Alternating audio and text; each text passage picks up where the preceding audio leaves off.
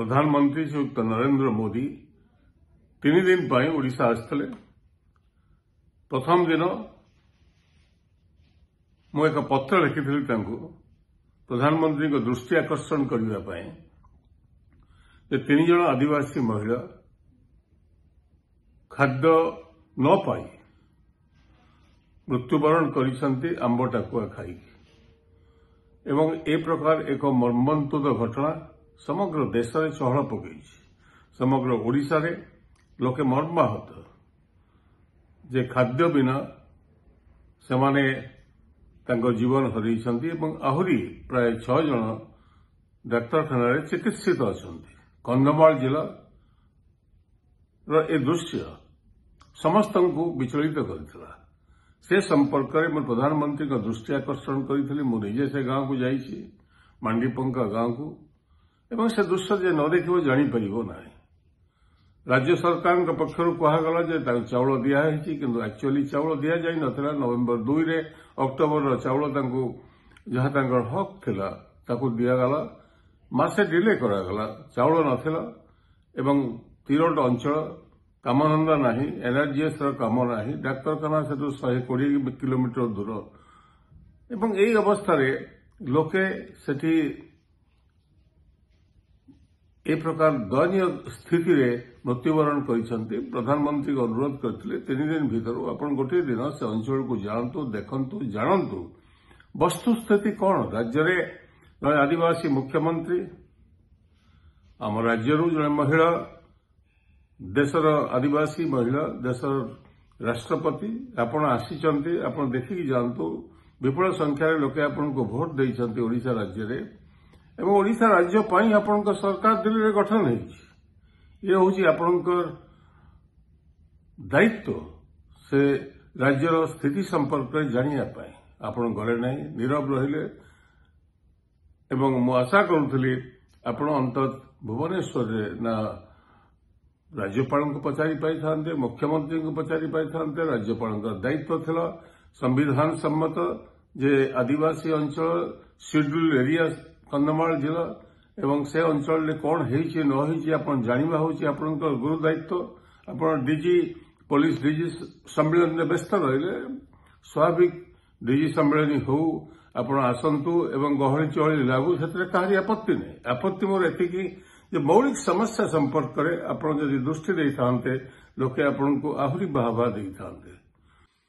प्रधानमंत्री को मु आज आउ एक पत्र लिखिछि ईस्ट कोस्ट रेलवे जोन संपर्क करे। ईस्ट कोस्ट रेलवे जोन प्रतिष्ठा होता 1996 मसीह एचडी देवेगौड़ा प्रधानमंत्री था। मुझे पार्लियामेंट्री अफेयर्स मंत्री था। रामविलास पासवान रेल विभाग मंत्री था। एक प्रस्ताव आसला ये 4टी नुआ रेलवे जोन प्रतिष्ठा हो समग्र देश में एवं से प्रस्ताव देती जे ओडिशा रे ईस्ट कोस्ट रेलवे जोन प्रतिष्ठा हो। कैबिनेट से अप्रूव करते प्रतिष्ठा हला। वालटियर डिविजन, खोर्धा रोड डिविजन एवं संबलपुर डिविजन को नहीं ओडिशा रे प्रतिष्ठा हला ईस्ट कोस्ट रेलवे जोन 1996 मसीह एवं से जोन आज पर्यंत भारतर एक नंबर जोन में परिणत होइछि। कारण प्रति वर्ष east coast railway zone Indian railway को प्राय 25 ରୁ 30 हजार कोटी टंका लाभ दौछि। अन्य कौन जोन ए प्रकार स्थिति नहांती एवं ओडिशा 1 नंबर होइकि प्रति वर्ष चलीछि। एवं निष्पत्ति होइछि जे ईस्ट कोस्ट रेलवे जोन रो मोस्ट इम्पोर्टेंट डिविजन होछि वालटियर डिविजन। से वालटियर डिविजन को आंध्र प्रदेश से एक नुआ जोन प्रतिष्ठा करागला केंद्र सरकार द्वारा एवं से जोन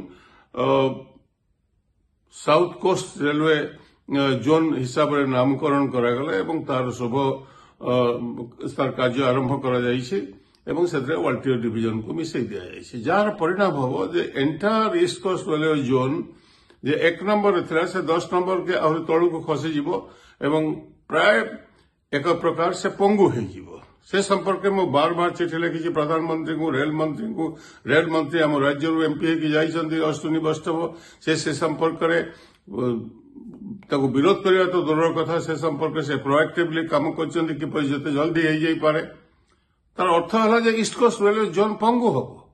हाँ, जो आंध्र प्रदेश रिअर्गनाइजेशन बिल पार्लियामेंट रे पास होता गोटे कथा केवल कहला जे एग्जामिन करा वेदर आउ गोटे जोन प्रतिष्ठा करा जाई परिबो कि नहीं कहा जाई नथला जे वाल्टियर डिवीजन को लेकी मिसई दिया जीव नुआ रेलवे जोन हेले कोठी आंध्र प्रदेश से तो दुईटा डिवीजन ऑलरेडी अच्छी सिकंदराबाद रे आंध्र जोन भीतर एवं आंध्र प्रदेश से जोन प्रतिष्ठा हो कार आपत्ति नहीं किंतु वाल्टियर डिवीजन को कहीं नियाजिब से जोन भीतर को जाफल अन्य पटे एक जोन ओडिशार जे ओडिशार विकास से सबुठ बड़ एक अस्त्र है कहीं पंगु कराऊँ से संपर्क में प्रश्न रखिली प्रधानमंत्री को जेहेतु से भुवनेश्वर अच्छी एवं ए संपर्क से दृष्टि देवे एवं जो विचार जो निष्पत्ति नहीं से निष्पत्ति को बदल बीजेपी पक्षर एक रिएक्शन आसला ऑफिशियली जे श्रीकांत जेना पेटी पॉलिटिक्स कथा उठे भंगु करा ईस्ट कोस्ट रेलवे जोन को तार प्रतिवाद करवा कौन पेटी पॉलिटिक्स